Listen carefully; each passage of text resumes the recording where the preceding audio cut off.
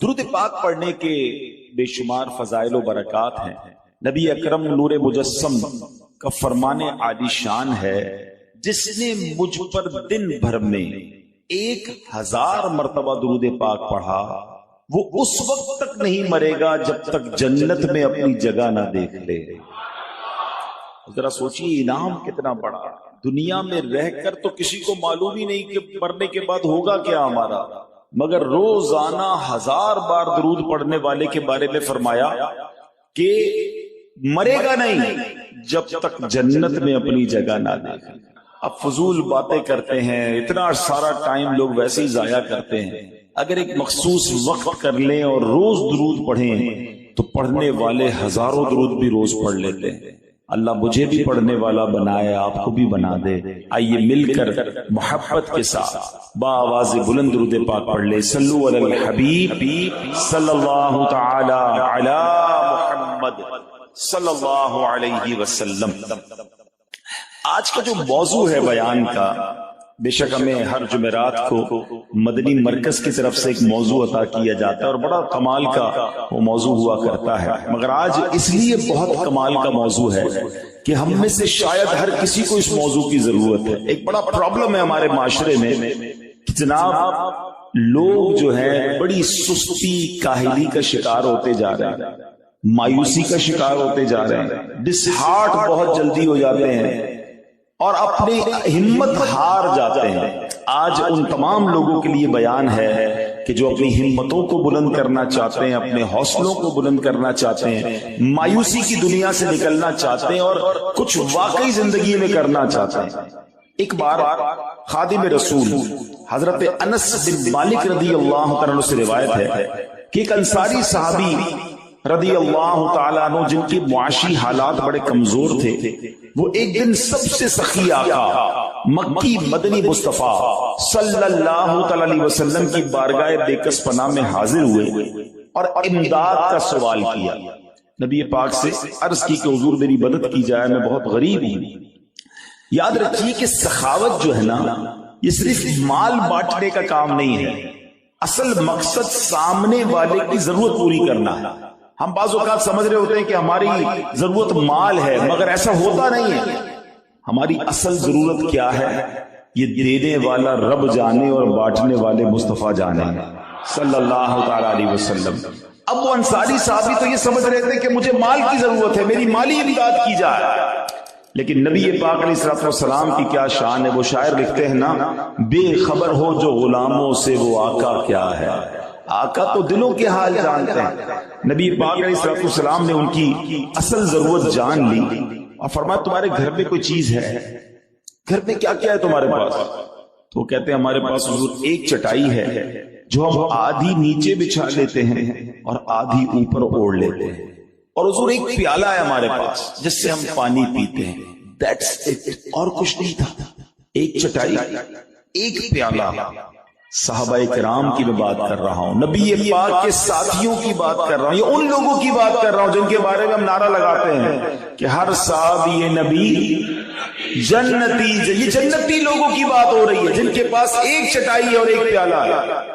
آج ہمارے پاس بہت کچھ ہے مگر پھر بھی زبان پر شکوہ ہے، شکایات ہے، کمپلینز ہے، میں پیچھے رہ گیا، وہ آگے بڑھ گیا۔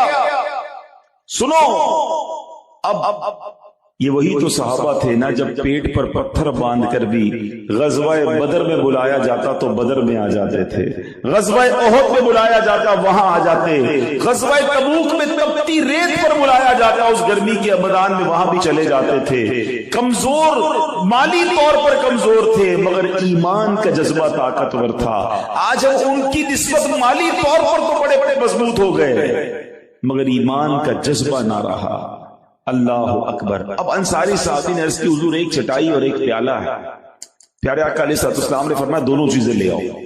گھر میں تھی دو چیزیں، وہ بھی منگوا لی گئی۔ وہ صحابی گئے اور گھر سے چٹائی بھی لے آئے، پیالہ بھی لے آئے۔ نبی پاک علیہ الصلوۃ والسلام نے صحابہ سے فرمایا کون ہے جو اس چٹائی اور اس پیالے کو خریدے گا؟ اس کے گھر کا سامان نبی پاک صحابہ کرام میں سیل کر رہے ہیں۔ تو ایک نے کہا حضور 1 درہم میں خریدوں گا۔ پیارے آقا علیہ السلام نے فرمایا کون ہے جو اس سے زیادہ قیمت دے گا؟ ایک نے کہا حضور 2 درہم میں۔ نبی پاک نے 2 درہم میں وہ دونوں چیزیں اس صحابی کو دی اور 2 درہم لے لی. اب آقا علیہ السلام نے اس کو دیے جس کے گھر سے پیالہ اور چٹائی آیا تھا، جو غریب پیسے مانگنے آیا تھا. نبی پاک نے فرمایا 1 درہم کا اناج خریدو، گھر والوں کو کھانے پینے کا سامان دو، اور 1 درہم سے کلاڑی لے کر آؤ اور واپس میرے پاس آنا. وہ گیا بازار، سامان خریدا، گھر والوں کو بھی دیا، اور 1 درہم میں کلاڑی لے کر نبی پاک علیہ السلام کی بارگاہ میں آیا. جب پیارے آقا کی بارگاہ میں آئے تو نبی پاک علیہ السلام نے اس کلاڑی میں اپنے مبارک ہاتھوں سے لکڑی کا دستہ لگایا. اب یہ بھی ایک بات سیکھنے والی ہے کہ سبحان اللہ، کیا زمانے نے ایسا منظر دیکھا ہوگا کہ امام الانبیاء ہیں، رب کے محبوب ہیں صلی اللہ علیہ وسلم، ایسا عزت ایسا رتبہ ہونے کے باوجود اپنے غلام کے ساتھ تعلق دیکھیں کہ اس کی کلاڑی میں لکڑی کا دستہ خود لگا رہے ہیں. ارباب نظر کو کوئی ایسا نہ ملے گا، بندے تو بہت مل جائیں گے پر آقا نہ ملے گا. تاریخ اگر ڈھونڈے گی ثانی محمد، ثانی تو بڑی چیز ہے سایہ نہ ملے گا. یہ انٹریکشن، یہ محبت، یہ پیار، غریب ہے اس کو بتا رہے ہیں، لکڑی کا دستہ خود لگا رہے ہیں. تو یہاں ہم سب کو، یہ مبلغین کے لیے بھی ایک درس ہے کہ اصلاح اگر کرنی ہے، بات سمجھانی ہے تو صرف کہنے سے نہیں ہو جائے گا، کر کے دکھانا ہوتا ہے. کچھ لوگوں کے ساتھ کوشش مل کر کرنی ہوتی ہے. لوگ کہتے ہیں یار اتنے لوگوں کو نماز کی دعوت دی کوئی آتا ہی نہیں. نہیں جناب، گھر جا کر بلانا پڑے گا، آپ کو محبت سے پیش آنا پڑے گا، تب کامیابی ملتی ہے. تو بہرحال نبی پاک علیہ السلام نے اس قوم کی تربیت کیسی فرمائی کہ صحابہ کو پھر وقت کا امام بھی تو بنا دیا نا. یہ انہی کی تربیت کا شاہکار ہے صحابہ کرام، حضرت ابوبکر صدیق، حضرت عثمان غنی، حضرت عمر مولا علی، اور مزید بڑے بڑے صحابہ کرام. یہ نبی پاک نے ایسی تربیت کی کہ وہ زمانے کے امام بنے. تو اگر واقعی آپ کسی کی تربیت کرنا چاہتے تو صرف کہنے سے نہیں ہوتا، وقت دینا پڑتا ہے، ساتھ اس کی تربیت کرنی پڑتی ہے، اور پھر اللہ پاک اسے ایسا کمال عطا فرماتا ہے کہ تربیت کرنے والے کی بھی آنکھیں ٹھنڈی ہوتی ہیں. اب نبی پاک نے وہ جو کلاڑی تھی اس کے ہاتھ میں دی، فرمایا اس سے جاؤ جنگل میں جاؤ، لکڑیاں کاٹو اور بازار میں فروخت کرو، اور 15 دن تک مجھے نظر نہیں آنا. 15 دن بعد وہ صحابی آیا، پیارے آقا سے عرض کرتے ہیں حضور 10 درہم کما کر لایا. 1 درہم کی کلاڑی لی تھی نا، 10 درہم کما لیے. اب نبی پاک بہت خوش ہوئے اور فرمایا تم سوال کرو، وہ سوال کل قیامت کے دن تمہارے چہرے پر داغ بنے، تمہارا اپنے ہاتھ سے کما کر کھانا اس سے بہتر ہے. پریکٹیکل کر کے بتایا، مانگنے والے کو کمانے والا بنا دیا. اور یہ بہت سارے لوگوں کے لیے درس ہے کہ ہمیں اپنے ہاتھ سے کمانا، کسی کے آگے ہاتھ نہیں پھیلانا. کچھ لوگوں کی عادت سی بن جاتی ہے کہ ذرا سی کمزوری، ذرا سی مجبوری آئی اور لوگوں سے سوال کرنا شروع کر دیا. نہیں، اسلام میں اور اللہ کی بارگاہ میں بالخصوص ہاتھ سے کام کرنے والا، اپنی کمائی کمانے والا وہ بڑا پسندیدہ ہے. جو کرتے ہیں محنت مشقت زیادہ، جو کرتے ہیں محنت مشقت زیادہ، خدا ان کو دیتا ہے برکت زیادہ. بوجھ نہ بنے کسی پر، اور کسی کے آگے کیوں ہاتھ پھیلا ہے. کیا خوبصورت بات شاعر لکھتے ہیں نا، کسی کا احسان کیوں اٹھائیں، کسی کو حالات کیوں بتائیں، کسی کا احسان کیوں اٹھائیں، کسی کو حالات کیوں بتائیں، تم ہی سے مانگیں گے تم ہی دو گے، تمہارے در سے ہی لو لگی ہے. التجا کرنی ہے تو اللہ کی بارگاہ میں کریں نا، اللہ کے حبیب علیہ الصلوۃ والسلام کی طرف لو لگائیں، دنیا والوں کے آگے نہیں جانا. تو بہرحال میرے میٹھے اسلامی بھائیوں، یاد رکھیے اللہ کے آخری نبی مکی مدنی صلی اللہ علیہ وسلم نے فرمایا ان اللہ تعالی یحب العبد المؤمن المحترف. سنیے، فرمایا بے شک اللہ پاک طلب معاش میں تکلیف اٹھانے والے مومن کو پسند فرماتا. کچھ لوگ یہ سمجھتے ہیں کام کاج کرنا دین سے دوری ہے. نہیں، اگر حلال کما رہا ہے اور اس لیے روزی کما رہا ہے کہ کسی کے آگے ہاتھ نہ پھیلانا پڑے، یہ بھی عبادت ہے. بلکہ ایک بار نبی پاک علیہ السلام صحابہ کرام کے ساتھ تشریف فرما تھے. ایک نوجوان گزرا اور بڑی اپنے کام کاج میں بیزی تھا. تو کسی صحابی نے کہا کہ حضور کاش یہ بھی اللہ کی راہ میں، حدیث کا خلاصہ ہے، تو نبی پاک علیہ السلام نے فرمایا اگر یہ اس لیے روزی کمانے نکلا ہے نا کہ اپنے بچوں کو بھوک سے بچائے یا کسی کے آگے ہاتھ نہ پھیلائے یا اپنے والدین کے ساتھ خیر خواہی کرے، تو فرمایا یہ اس کا چلنا پھرنا بھی اللہ کی راہ میں ہی ہے۔ ہاں اگر یہ اس لیے کر رہا ہے کہ لوگوں پر اپنی بڑائی، اپنا تکبر، اپنی فخر کرے، جناب پیسے والا اس لیے ہوں کہ غریب لوگوں کو دباؤں، تو فرمایا اب یہ شیطان کی راہ ہے۔ تو مبارک ان لوگوں کو جو اپنے ہاتھ سے کام کرتے ہیں، مزدوری کرتے ہیں یا جو بھی جاب کرتے ہیں، حلال اگر کماتے ہیں، محنت مزدوری کرتے ہیں تو اللہ کو بڑا پسند ہے۔ بلکہ اس طرح کی روایتیں بھی ملتی ہیں کہ جو بندہ کام کاج سے تھک کر رزق حلال کے لیے کوشش کر کے تھک کر شام کرتا ہے، وہ ایسا ہے کہ وہ مغفرت یافتہ ہو کر شام کرتا ہے۔ یہ ہمارا اسلام ہے۔ ہمارا اسلام یہ نہیں کہتا کہ آپ کسی پر بوجھ بن جائیں، آپ اپنے ہاتھوں سے کمائیں اور محنت کریں، نہ کہ سستی کریں، اور اس میں جس کو کہتے ہیں مایوس نہیں ہونا چاہیے۔ اللہ کریم غیب سے عطا فرماتا ہے جو رب پر بھروسہ کرتے ہیں۔ بہرحال حدیث پاک سنیے، الزحمت رحمہ، زحمت یعنی مشقت رحمت ہے، مگر افسوس آج تن آسان لوگ ہو گئے، آرام طلب ہو گئے، راحت پسندی ہمارے مزاج کا حصہ ہو گئی، سستی دیمک کی طرح اب کردار کو کھوکھلا کرتی جا رہی ہے۔ لوگ اٹھ کر گلاس پانی پینا بھی بوجھ لگتا ہے، چاہتے ہیں کہ کھانا بنا بنایا ملے، روٹی پکی پکائی ملے، کپڑے دھلے دھلائی ملے، موٹر سائیکل وغیرہ کار چلانی ہم نے ہے، مرمت کوئی اور کروا دے، سب چیزیں ریموٹ کنٹرول ہو جائیں۔ یہ تو دنیا کے معاملات میں سستی ہے نا، عبادت میں بھی تو سستی ہے۔ اب حال دیکھو تو دینی کاموں میں سستی، نمازوں میں سستی، اب علم دین سیکھنے میں سستی، قرآن پڑھنے میں سستی، سنتیں اپنانے میں سستی، قرض لے لیا تو اب قرض لوٹانے میں سستی، ہر جگہ بس سستی بھری ہوئی ہے۔ اللہ اکبر۔ اور یہ معاشرے کو دن بدن تنگی کے گہرے گھڑے میں دھکیلتی جا رہی ہے۔ یاد رکھیے سست اور راحت پسند آدمی کبھی کامیاب نہیں ہو سکتا۔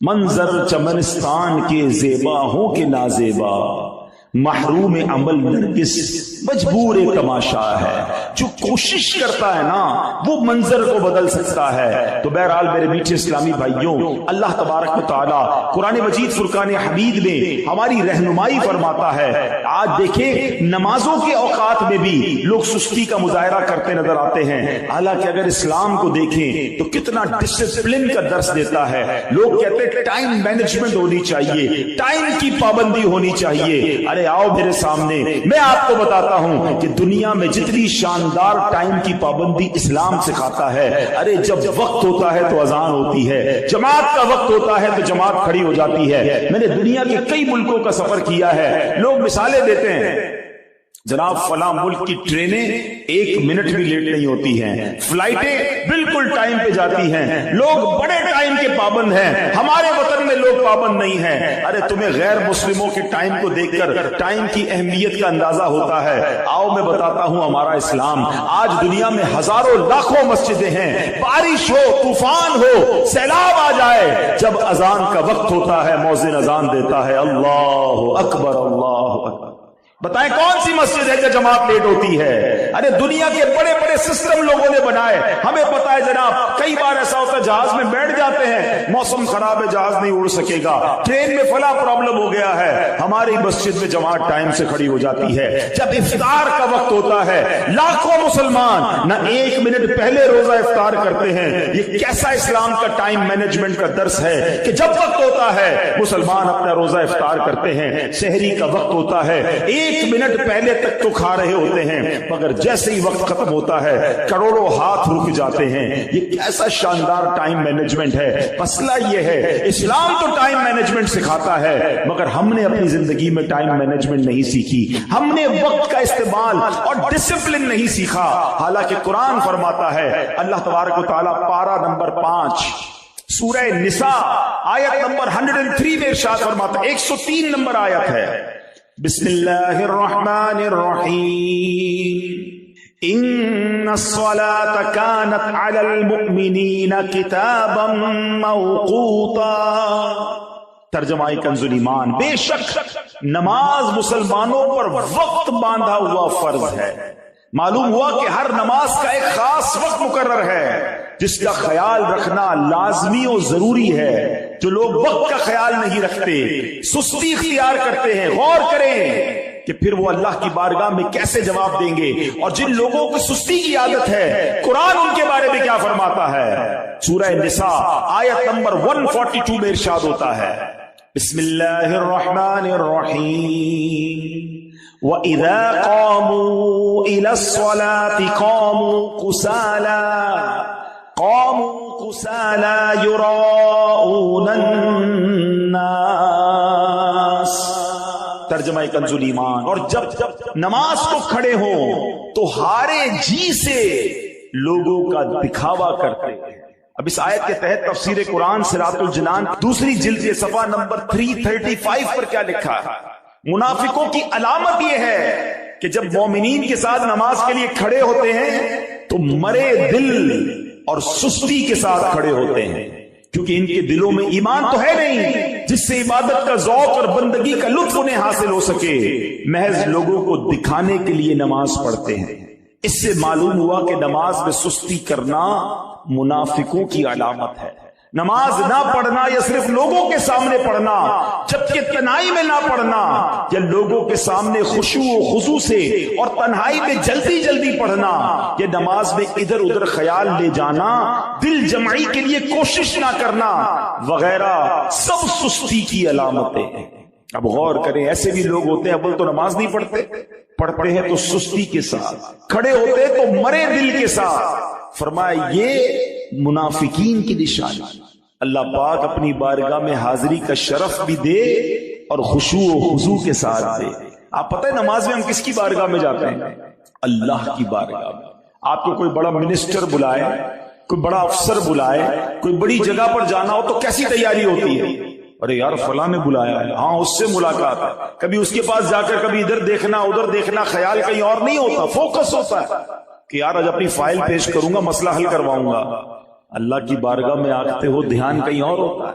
اچھا پھر مسجد میں آنے کا حال بھی بڑا برا ہے. کام کاج سے اٹھے، جیسے کپڑے ویسے آ گئے، منہ سے بدبو آ رہی، پسینہ نکل رہا ہے. اللہ کے گھر میں اس طرح آتا ہے کوئی؟ اچھا ہم کبھی دعوت میں جاتے ہیں، کپڑے تیار کر کے خوشبو لگا کر، گھر والوں کو بھی کہتے ہیں فلاں کپڑے نکالنا بھائی، فلاں جگہ پر بڑی دعوت پہ جانا ہے. دنیا والوں یقین کریں یہ آیت جتنی بار میں نے پڑھی ہے نا، اب آپ اس کا ترجمہ سنیے گا. جب بھی پریشانی میں ہو کس سے مدد طلب کرنی ہے یار؟ حل کرنے والا کون ہے؟ حل المشکلات کون ہے؟ قاضی الحاجات کون ہے مصیبتوں کو دور کرنے والا، روزی کے دروازے کھولنے والا کون؟ میرا رب ہے. ارے جس نے حل کرنا ہے وہ اعلان فرما رہا ہے، اور اس کا اعلان سنو کیا ہے، جھوم جاؤ. اللہ فرماتا ہے اور جو اللہ سے ڈرے اللہ اس کے لیے نجات کی راہ نکال دے گا. نکلے گی راہ. آپ کو یقین، میں بہت ساری چیزیں بیان میں نہیں کر سکتا، مگر میں نے اپنی زندگی میں ایکسپیرینس کی ہیں. گھر بک گیا، گاڑیاں بک گئیں، گھر کا سونا بک گیا، بندہ روڈ پر آ گیا، وہ سوچ بھی نہیں سکتا تھا کہ میں پھر کھڑا ہو جاؤں گا. اللہ سے لو لگائے رکھی، اللہ نے پھر کھڑا کر دیا، پھر پہلے سے زیادہ عطا کیا. اس کی عقل دیکھیں نا، میری اور آپ کی عقل محدود ہے، اس کی عقل کام ہی نہیں کر رہی آج بھی کہ میں تو سب کچھ لٹا بیٹھا تھا، آج پھر کیسے سب آ گیا. کیوں؟ اب اگلی آیت کا جز پڑھیے، اور اسے وہاں سے روزی دے گا جہاں اس کا گمان نہ ہو. آپ کی امیجنیشن نہیں ہوگی، اللہ ادھر سے دے گا، گمان بھی نہیں ہوگا. اور اللہ فرماتا ہے جو اللہ پر بھروسہ کرے تو وہ اسے کافی ہے. اللہ کافی ہے، بھروسہ کرو اس پر. پرابلم یہ ہمیں سب پر بھروسہ ہے، ہمیں کسی اور ادارے پر بھروسہ ہے، ہمیں کسی اور شخصیت پر بھروسہ ہے، ہمیں کسی دوست پر بھروسہ ہے. یار یہ میرا ہاتھ پکڑ لینا، میرے مسئلے حل کر دے گا، یہ میرے پیچھے کھڑا ہے، میرا پرابلم سالو ہو جائے گا، میں اس ادارے میں چلا جاؤں میرے مسائل سارے حل ہو جائیں گے. کیوں؟ تمہیں سب پر بھروسہ ہے، اپنے رب پر بھروسہ نہیں ہے. جس دن رب پر بھروسہ کر لیا نا، اس دن طبیعت ہری بھری ہری ہو جائے گی. اللہ کے فیصلوں پر یقین کرنا آ گیا، مشکلیں آسان ہو جائیں گی. حالانکہ بچپن سے ایک جملہ سنا ہے، دانے دانے پہ لکھا ہے کھانے والے کا نام. سنا ہے نا؟ ایمان کیوں نہیں ہے؟ آپ کا میرا رزق جو ہے نا، وہ موت کی طرح مجھے اور آپ کو تلاش کر رہا ہے، مل کر رہے گا. اللہ تعالیٰ نے قرآن مجید میں ارشاد فرمایا نا، سبحان اللہ. آیت قرآن ایک اور آپ کو سناتا ہوں کہ ہم سب کا رزق کیسے لکھا ہوا ہے. اللہ تبارک و تعالیٰ قرآن مجید فرقان حمید میں اس نے وعدہ فرما لیا ہے، وَمَا مِن دَابَّةٍ فِي الْأَرْضِ إِلَّا عَلَى اللَّهِ رِزْقُهَا. ترجمہ کنز ایمان، اور زمین پر چلنے والا کوئی ایسا نہیں ہے جس کا رزق اللہ کے ذمہ کرم پر نہ ہو. صرف میں نہیں، چونٹیاں، مکوڑے، سانپ، بچھو، جانور، مچھلیاں، ایوری تھنگ. ماں کے پیٹ میں بچے کو رزق پہنچانا اس کی ذمہ داری. بڑا پیارا جملہ کتابوں میں لکھا، وہ چونٹی کو کن اور ہاتھی کو من ہے، وہ رب عطا فرماتا. جس کو جتنا چاہیے، ہاتھی کو من چاہیے ہوتا ہے، چونٹی کو دانا چاہیے ہوتا ہے، سب کو وہ رب عطا فرماتا. وعدہ اس نے کیا ہے. پرابلم یہ ہے کہ ہمارا بھروسہ نہیں ہوتا، انتظار نہیں ہوتا، سکون نہیں آتا. روزی لکھی ہوئی ہے، اب کمانی حلال سے حرام سے ڈیسائیڈ آپ نے کرنا ہے. یہ اب آپ کے اوپر ہے کہ کیسے کمانی ہے. جلدی کر کے حرام سے کما لیں. اچھا، امام اہل سنت مولانا شاہ امام احمد رضا خان علیہ رحمت الرحمان سے اسی طرح کا سوال ہوا کہ حضور یہ بتائیں کہ یہ جو کہا جاتا ہے دانے دانے پہ لکھا ہے کھانے والے کا نام، یہ ٹھیک ہے؟ کمال جواب دیا میرے امام نے. اعلیٰ حضرت فرماتے دانے دانے پہ نہیں، دانے کے ہر حصے پر. اور اس کو ڈیفائن کتنے پیارے انداز میں کیا. آپ کو پتا ہے چاول، گندم، روٹی بنتی ہے، اس کی آٹا بن جاتا ہے. اب ایک گندم کا دانا ہے، وہ روٹی میں اس کا آٹا بنا، تو وہ پورے ایک دانے کے ذرے تو ایک ساتھ نہیں رہے، ڈسٹریبیوٹ ہو گئے. اچھا، پھر ایک روٹی، اس کے بھی ہم بازو کا 4 ٹکڑے کرتے ہیں، ایک میں نے آپ کو دیا، ایک آپ کو دیا، تو ہو سکتا ہے ایک دانے کا ایک ذرہ ان کے پاس چلا گیا کہ ان کے پاس چلا گیا. اعلیٰ حضرت فرماتے جس ذرے کو آپ نے کھانا ہے اس پہ بھی آپ کا نام لکھا ہوا ہے. اور پھر ایک واقعہ سنایا اعلیٰ حضرت نے، کتاب میں لکھا، کمال. یقین کرے اگر دل کے کانوں سے سنے نا یہ واقعہ. اعلیٰ حضرت لکھتے ہیں کہ ایک بنگالی تاجر تھا. بنگالی چاول زیادہ کھاتے ہیں. کہتے بنگالی تاجر تھا، تو اس نے ایک بار کھانا کھا رہا تھا، تو کھانا کھاتے ہوئے اسے زور کی چھینک آئی، تو ایک چاول کا دانا اس کے سر میں جا کے پھنس گیا. یہاں پر پیسے والا تھا، تاجر تھا، بڑا علاج کروایا کسی طرح یہ دانا نکل جائے. دانا نہیں نکلا. کئی سال گزر گئے، دانا گویا اندر فکس ہو گیا تھا. کہتے بہت عرصے کے بعد اعلیٰ حضرت فرماتے ہیں وہ بنگالی تاجر حرم شریف گیا، حج پر یا عمرے کی حاضری پر. وہ بنگالی تاجر مکہ پاک پہنچا، جیسے ہی کعبے کا دیدار کیا، زور کی چھینک آئی. وہ دانا جو کئی سالوں سے یہاں پھنسا تھا وہ حرم کے فرش پر گرا. جیسے ہی گرا، ایک کبوتر آیا، اٹھا کر وہ دانا لے کر چلا گیا. اعلیٰ حضرت نے فرمایا اس کبوتر کا رزق لکھا تھا. یہ دانا سنبھال کے گھومتا رہا، جس کا رزق تھا اس کو پہنچایا گیا. اب جب دانے پر بھی میرا نام لکھا ہے تو کدھر سے میں پھر حرام کماؤں؟ کیوں شارٹ کٹ اختیار کروں؟ مجھے مل کر رہنا ہے. بس صرف یقین ہونا چاہیے. میں نے آپ کو قرآن کی آیت سنائی نا، یہ یاد کر لو. اللہ ایسی جگہ سے روزی دے گا جہاں سے تمہارا گمان بھی نہ ہوگا. اب ایک اور حدیث پاک سنیے. نبی پاک علیہ الصلوۃ والسلام فرماتے ہیں اگر تم اللہ پر بھروسہ کرو جیسے اس پر بھروسہ کرنے کا حق ہے. اللہ، یہ جملہ کتنا پیارا ہے. ڈیفینیشن بھروسہ تو ہم سب کو ہے، ہم کہتے ہیں نہیں بھی اللہ پر بڑا بھروسہ ہے. حق کیا ہے؟ یقین کتنا ہے؟ بلیف کتنا ہے؟ بس یہ یاد رکھو. نبی پاک فرماتے اگر تم اللہ پر بھروسہ کرو جیسا بھروسہ کرنے کا حق ہے تو وہ تمہیں اس طرح رزق عطا فرمائے گا جیسے پرندے کو عطا فرماتا ہے. وہ صبح کے وقت خالی پیٹ نکلتا ہے اور شام کو سیر ہو کر لوٹتا ہے. یعنی پرندوں کو تو کبھی بھی ہم نے نہیں دیکھا کہ گھونسلوں میں کوئی کبٹ بنی ہوئی ہو. کبھی دیکھا اپنے بکرے کو کھانا کھلایا ہو اور کھانا اس نے دوپہر کا کھانے کے بعد ٹوکری کھینچ لی ہو کہ بھائی رات کے لیے سنبھالوں گا. بھائی رات کو کیا ملے گا؟ چارہ نہیں آیا تو یہ اس کو نہیں ہوتی فکر کہ دوپہر کو جو ملا، باقی جس نے دوپہر کو کھلایا وہی رات کو کھلائے گا. صبح گھونسلے سے نکلتے ہیں سارے پرندے، کروڑوں پرندے، پتہ نہیں ہوتا شام کیسے آئیں گے. اللہ سب کو رزق دیتا ہے، سب پیٹ بھر کر واپس آتے ہیں، مگر وہ کل کے لیے گھونسلے میں کہیں بچاتے نہیں. اللہ پر بھروسہ. خدارا ہمارے اندر، ہم تو اشرف المخلوقات ہیں، اتنی کمزور کیوں ہو جاتے ہیں؟ پرندے جانور ان سے تو زیادہ اسٹرانگ ہونا چاہیے نا ہم کو. ان کو رب پر بھروسہ ہے، مجھے کیوں نہیں ہے کہ وہ اللہ دے گا مجھے، وہی میری مشکل سے نکالے گا. بات یہ ہے کہ ہم دل سے اس کو نہیں پکارتے. اگر آپ کسی بھی پرابلم میں ہیں، اگر آپ کسی بھی مشکل میں ہیں، تنگ دستی میں ہیں، قرضے میں ہیں، بیماری میں ہیں، غلط کام کرنے کی بجائے رب عز و جل کو پکارو.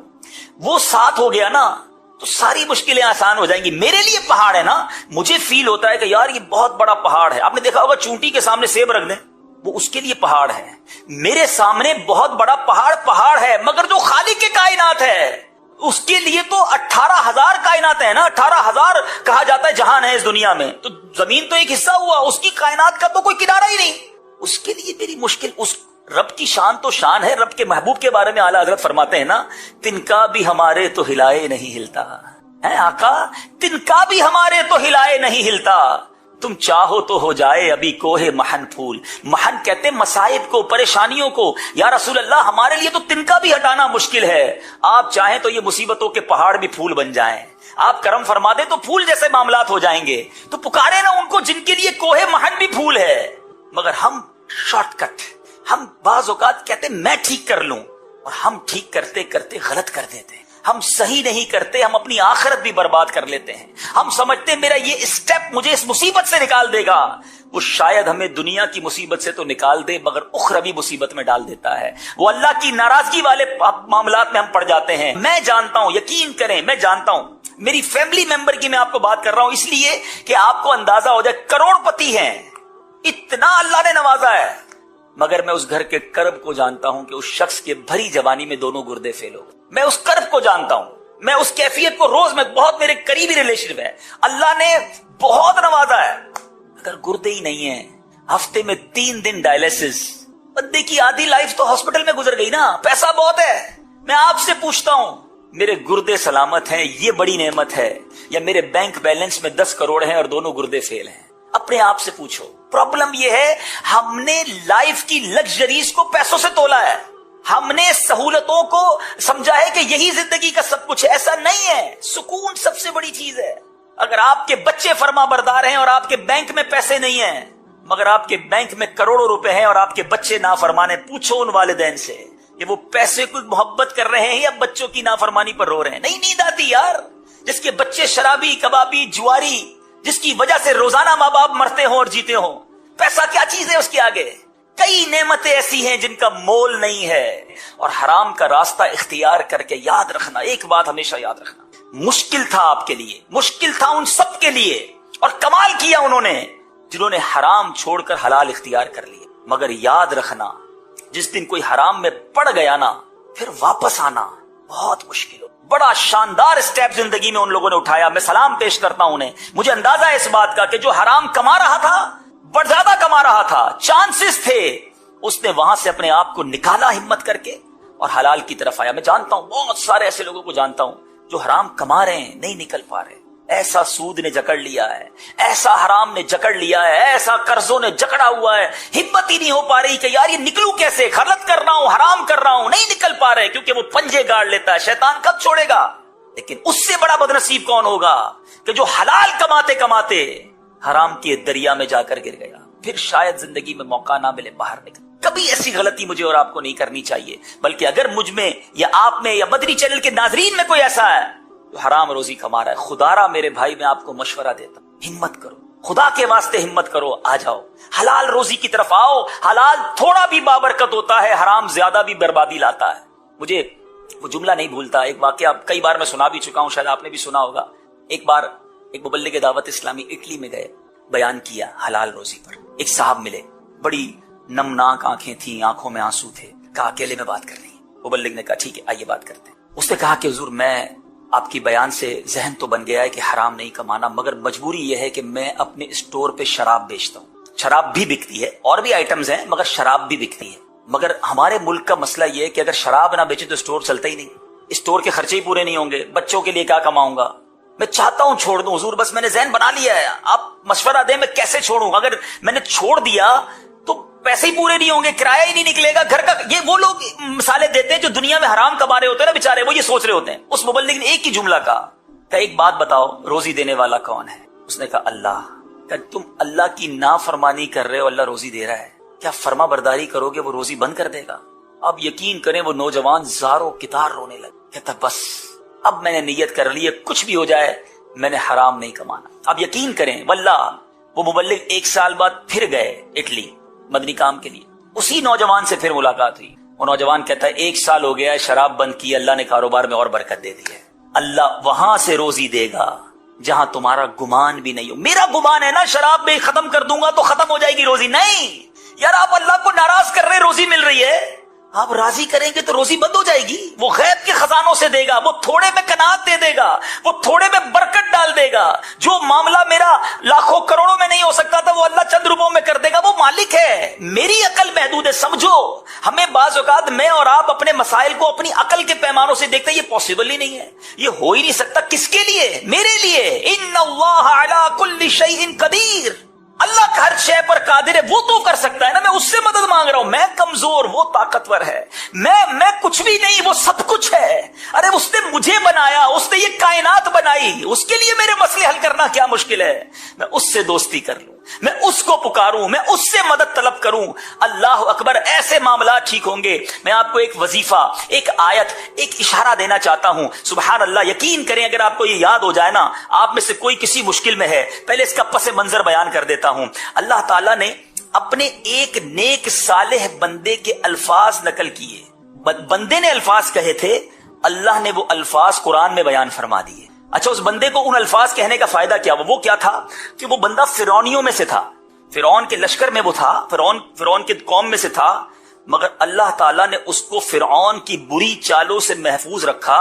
جب فرعونیوں کو زبردست عذاب نے گھیرا نا, وہ بندہ اس عذاب سے محفوظ رہ گیا. اس کے الفاظ کیا تھے؟ وہ الفاظ اللہ نے قرآن میں عطا فرما دیے. اور one of the amazing words, خدا کی قسم, میں کچھ چیزیں ہوتی نا وہ الفاظ میں بیان نہیں, اس کی مزے لو, اس جملے کے, اس آیت کی جب آپ مزے لوگے نا, جب اس کو سمجھ لوگے اور دل کی گہرائیوں سے پڑھو گے اور آپ اس کو پریکٹس کر کے دیکھو, وہ الفاظ کیا ہیں؟ وَأُفَوِّضُ أَمْرِي إِلَى اللَّهِ إِنَّ اللَّهَ بَصِيرٌ بِالْعِبَادِ. ترجمہ کیا ہے؟ اور میں اپنے کام اللہ کو سونپتا ہوں. بس کافی ہے نا, جس کو سونپے ہیں. إِنَّ اللَّهَ بَصِيرٌ بِالْعِبَادِ, بے شک اللہ بندوں کو دیکھتا ہے. ارے اگر رب پر بھروسہ نہیں تو دف ہے میری زندگی پر. وہ خالق نہیں تو ماں بنائی نا میری ماں کا خالق بھی تو وہی ہے نا. ماں مجھ سے پیار کرے, وہ تو ماں سے 70 گنا زیادہ پیار کرنے والا ہے. بس سونپ دو اسے, الفاظ سے نہیں دل سے. خدا کی قسم کھا کر کہہ رہا ہوں, ایک بار اس کو پریکٹس کر کے دیکھنا, اکیلے میں بیٹھ کر یہ کہنا, وَأُفَوِّضُ أَمْرِي إِلَى اللَّهِ, اے اللہ میں اپنے سارے کام تجھے سونپتا ہوں, بس تیرے سپرد کرتا ہوں. تو اپنے بندوں کو دیکھ رہا ہے. ان اللہ بصیر بالعباد. یہ قرآن کی آیت ہے, بلیو کر لو اس پر, پریکٹس کر لو اس پر. گھر میں جھگڑے ہیں نا, نہیں بن رہی, گھر میں نہیں آ رہا سکون, بچے بیمار ہیں نا, پیسے پورے نہیں ہو رہے, قرضہ نہیں اتر رہا, قرار نہیں مل رہا, جس مشکل میں ہو آپ, آؤ آج اپنے رب کو پکار لو. وَأُفَوِّضُ أَمْرِي إِلَى اللَّهِ, اے اللہ میں اپنے سارے کام تجھے سونپتا ہوں. بس میں تھک گیا, میں کمزور ہوں, میں نکما ہوں, میں کچھ نہیں کر سکا, میں تھک گیا مالک, اب تو مدد کر دے. یقین کرو جس دن آپ نے یہ فیلنگز اور اس تڑپ کے ساتھ اپنے رب کو پکار لیا نا, پھر پرابلم کدھر سے رہنی ہے. اگر پرابلم نصیب میں ہے تو اللہ سکون دے دے گا. اللہ آپ کو اس پرابلم کو فیس کرنے کا حوصلہ دے دے گا, کیونکہ قرآن میں رب نے فرمایا لا یکلف اللہ نفسا الا وسعها. اللہ نہیں ڈالتا کسی جان پر بوجھ اس کی وسعت کے, اس کی حوصلے کے علاوہ. اس کے وہ جتنا بار اٹھا سکتا ہے اتنا ہی بار ڈالا جاتا ہے. کرم ہو جائے گا. توکل کرنا سیکھیں. ہم توکل سے دور ہو گئے. ہمارے بزرگ اپنے بچوں کو کیسے توکل سکھاتے تھے, ہم پریکٹس کریں, خود بھی اپنے بچوں کو بھی پریکٹس کرائیں. ہم بچوں کو کہتے ہیں دیکھو بیٹا پیسے ہوں گے تو مسئلے حل ہوں گے, پیسے کمانا, دنیا میں کچھ بھی نہیں کر سکو گے اگر پیسے نہیں ہوں گے. ہم شروع سے ہی اینٹی توکل بات کر رہے ہیں. نہیں, اللہ راضی ہوا تو سب ہو جائے گا. بیٹا اللہ کو راضی کرنے والے کام کرنا, وہ راضی ہو گیا تو رزق بھی دے دے گا, مشکلیں بھی حل کر دے گا. ہم نے اسباب کی طرف توجہ رکھی ہے, سورس ہونی چاہیے, پیسے ہونے چاہیے, جناب تعلقات ہونے چاہیے, لگژریز ہونی چاہیے. نہیں, یہی تو پرابلم ہے. اللہ پر بھروسہ ہونا چاہیے, میرا مالک راضی ہونا چاہیے, سب ٹھیک ہو جائے گا. اسباب ہوں گے اور مسئلے حل ہو جائے, ایسا نہیں ہوتا, آپ بھی جانتے ہیں. میں آپ سے پوچھتا ہوں, لوگ کہتے ہیں پیسے ہوں گے پرابلم سالو ہو جائے گی. کروڑوں روپے, میں تو خود ابھی آپ کو مثال دی نا, کروڑوں روپے ہیں اور بیمار ہیں آپ, بیسٹ ڈاکٹر ہائر کر لیں, بیسٹ ہاسپٹل ہائر کر لیں, پرائیویٹ وارڈ میں چلے جائیں, اللہ نے شفا نہیں دینی, شفا نہیں ملنی. تم کر لو کروڑوں روپے خرچ. اگر پیسوں سے شفا ملتی ہوتی تو کوئی امیر بیمار نہ ہوتا, کوئی امیر بیماری کی وجہ سے نہ پڑتا. اور اللہ نے شفا دینی ہے, تم رات درود پڑھ کے سو جاؤ, اللہ صبح کینسر کو بھی دور فرما دے گا. وہ بغیر دوائی کے شفا دینے پر قادر ہے, بھروسہ اللہ پر رکھو. حضرت احمد بن حرب رحمت اللہ تعالیٰ دیکھو یہ پریکٹس کیسے کرواتے اپنے بچوں کو. چھوٹا بچہ کہ بیٹا دیکھو روزانہ کھانا کھانا ہے نا, اللہ سے مانگنا ہے. یہ سوراخ ہے گھر میں, اس سوراخ پہ جا کر دوپہر کو دعا کرنا, یا اللہ کھانا دے دے, تمہیں سوراخ سے کھانا مل جائے گا. رات بھوک لگے پھر سوراخ پر جانا, دعا کرنا, یا اللہ مجھے کھانا دے دے. اللہ سے مانگنا, پریکٹس بچپن سے اللہ سے مانگنا. اللہ دیتا ہے, اللہ دینے والا ہے, اللہ پر بھروسہ. بیٹے نے شروع کر دیا, دوپہر کو دعا کرتا. آپ نے اپنی زوجہ کا کہا دیکھو جب بھی یہ دعا مانگے دوپہر کو بھی کھانا رکھ دینا, رات کو بھی رکھ دینا. اس کا بلیف رب پر مضبوط ہونا چاہیے. پریکٹس چلتی رہی. दोपहर को दुआ करता खाना मिल जाता, रात दुआ करता खाना मिल जाता, फिर दोपहर दुआ करता खाना मिल जाता। फिर क्या हुआ, एक दिन आपकी ज़ौजा लेट हो गई, भूल गई, फिर याद आया अरे दुआ का टाइम हो गया, बच्चा तो पहुंच गया होगा वहां पर। दौड़ती भी गई, देखा तो बच्चा खाना खा रहा है, जबरदस्त खाना। कब बेटा किधर से आया खाना? बेटा कहता है अल्लाह ने दिया। वो तो रोज अल्लाह से ही मांगता था ना, उसको क्या पता अम्मी देती थी। कहा अल्लाह ने दिया, आपने तो बताया था दुआ करना, खाना मिल गया। आप दौड़ती हुई हजरत अहमद बिन हर्ब के पास है, हुजूर कमाल हो गया। का क्या हुआ? का रोज सुराख में खाना रखती थी, आज खाना रखने गई तो लेट हो गई, तो बच्चे को तो खाना मिल गया। फरमाया बस मुझे इसी दिन का इंतजार था, आज के बाद तुमने खाना नहीं देना, अल्लाह इसे खुद अता फरमाएगा, गैब से इसे मिलता रहेगा। इसका वो लेवल ऑफ बिलीफ था जो अटैच हो गया। ये है प्रैक्टिस। और हम हैं कि हर खाने पर लोगों के मोहताज नजर आते हैं, ऐसा ना करें। और अब बयान के आखिर में जो गमज़दा हैं, जो कम रोजी वाले हैं, बाज़ औक़ात ऐसा होता है कि हम बाजार जाते हैं, हम बाज़ औक़ात जो है वो मार्केट जाते हैं, कुछ चीज लेनी होती है मगर पैसे नहीं होते जेब में। सबके साथ होता है, हर आदमी के साथ, जितना पैसे वाला उसके साथ भी होता है, क्योंकि एंड ऑफ द डे उसके पास पैसे थोड़े है ना, उससे महंगी चीज मौजूद है, वो जाता भी महंगे बाजार में। लेकिन अब पैसे वाले की बात नहीं हो रही, वो गरीब जो बाजार में गया और वहां जाकर वो चीज खरीद ना सका, बाजार में जाकर वो चीज हासिल ना कर सका और वापस आ गया, हसरत रही उसके दिल में। अल्लाह गनी, मैं रिवायत पढ़ी ना, ईमान ताजा हो गया। इहयाउल उलूम में ये रिवायत मौजूद है। हजरत सैयदुना दहाक रहमतुल्लाहि तआला फरमाते हैं, जो शख्स बाजार जाए और किसी चीज को देखकर उसे खरीदने की दिल में ख्वाहिश हो, लेकिन सवाब की उम्मीद पर वो सब्र करे, तो उसके लिए अमल राह खुदा अज़्ज़ वजल में 1000 दीनार सदका करने से अफजल है। कुछ भी नहीं दिया, सिर्फ सब्र किया है, ले नहीं सका मैं, बट कंडीशन थी कि अल्लाह की रजा के लिए सब्र किया। अरे यार पैसे ही नहीं है, पैसे होते तो मैं भी लेता, मुझे तो मिला ही कुछ नहीं अल्लाह की तरफ से। देखो यार वो ठक करके आया, वो चीज खरीद के चला गया, बकरे का गोश्त ले गया, वो फलां चांपे ले गया, वो इतने जबरदस्त बकरा ईद में उसने सूट खरीदा, 3000 10,000 के जूते खरीदे, मैं तो वही बस देख कर आ गया। ये शिकवा है? नहीं, अल्लाह की मर्जी, अल्लाह तेरा शुक्र, पैर तो दिए ना, 2 पट्टी के चप्पल के तो पैसे है ना, जूते के नहीं है ना, लग्जरी शूज के नहीं है। सब्र किया तो क्या मिला? 1000 दीनार का सदका करने के साथ। एक और रिवायत सुने, सुभान अल्लाह, ये भी इहया उलूम में इमाम गजाली ने लिखी, हजरत सैयदना अबू सुलेमान दारानी रहमतुल्लाहि तआला। अब ये सिर्फ बाजार की बात नहीं, ये पूरी लाइफ के लिए, जिस जायज चीज की हाजत हो और उसे पूरा करने की कुदरत ना हो, चीज जायज हो, बड़ी जबरदस्त रिवायत है। बहुत सारी ख्वाहिशें मेरी भी आपकी भी होंगी, कुदरत नहीं है। अब क्या करा? उस महरूमी पर हसरत से निकलने वाली फकीर की आह, गरीब की आह निकले हसरत से। फरमाया मालदार की 1000 साल की इबादत से ज्यादा अफजल है। 1000 साल की इबादत, यहां सिर्फ हसरत से आह निकली है। अल्लाह फैसला करने वाला है, वो तकसीम करने वाला है। अगर किसी को गरीब रखा है ना, याद रखना, उसको उसके बदले ऑल्टर में इतना कुछ मिलना है, साथ सब्र की कंडीशन है। मसला यह है कि आपको सब्र का मौका मिला, आपने सब्र नहीं की। एक और खूबसूरत बात, अभी दुआ कबूल ना होने वाली बात हुई थी ना, आओ मैं आपको दुआ की कबूलियत का शानदार वक्त बताता हूं। The one of the important time जब बंदा दुआ मांगे वो कैसे कबूल होती है, आसमानों पर कैसे जाती है। हजरत सैयदना बिशर बिन हारिस हाफी रहमतुल्लाहि तआला अलैह की खिदमत में किसी ने अर्ज की, हुजूर मेरे लिए दुआ फरमाए। हजरत बिशर हाफी बहुत बड़े अल्लाह के वली, उनसे दुआ के लिए कहा किसी, कहते मैं अहलो अयाल के खराजात की वजह से बड़ा परेशान, बहुत प्रॉब्लम है, पैसे वैसे नहीं है, घर वाले भी परेशान, मैं भी परेशान। ठीक है, हजरत बिशर हाफी से दुआ करवा रहे, बुजुर्गों से भी लोग दुआ कराते हैं। सुने कमाल का जवाब, कहते जब घर वाले तुमसे कहे ना हमारे पास आटा नहीं है, रोटी नहीं है, तुम उस वक्त मेरे लिए दुआ करना। हजरत बिशर हाफी कह रहे जब तुम्हारा ऐसा वक्त आ जाए ना कि तुम्हारे घर वाले कहें आज खाने को कुछ नहीं है, आज रोटी नहीं, आटा नहीं, ए बंदे तू मेरे लिए दुआ करना, क्योंकि उस वक्त तेरी दुआ मेरी दुआ से भी अफजल है। मुस्तर दिल की दुआ, परेशान की दुआ। आप सोचें, गरीब आदमी की जिंदगी में वो स्टेज आता है कि जब अब वो दुआ कर दे, वो दुआ अर्श तक पहुंचती है, मगर अफसोस ये है वो उस वक्त दुआ नहीं करता, शिकवा करता है। उस वक्त वो दुआ नहीं करता, अल्लाह की बारगाह में माद अल्लाह, अल्लाह को नाराज कर, ये वक्त है तुम्हारे पास, it's the right time to make सप्लिकेशन। दुआ करने का शानदार वक्त था, अल्लाह तुमसे करीब है, तुम्हारा दिल मुस्तर है, तुम परेशानी में हो, हाथ उठाओ। हजरत बिशर हाफी कहते हैं ये वक्त मुझसे भी ज्यादा तुम्हारी दुआ अफजल होने का वक्त है। मगर बताइए उस वक्त सर झुका लेते, उस वक्त सजदे में, अच्छा उस वक्त रोना भी आ रहा होता है।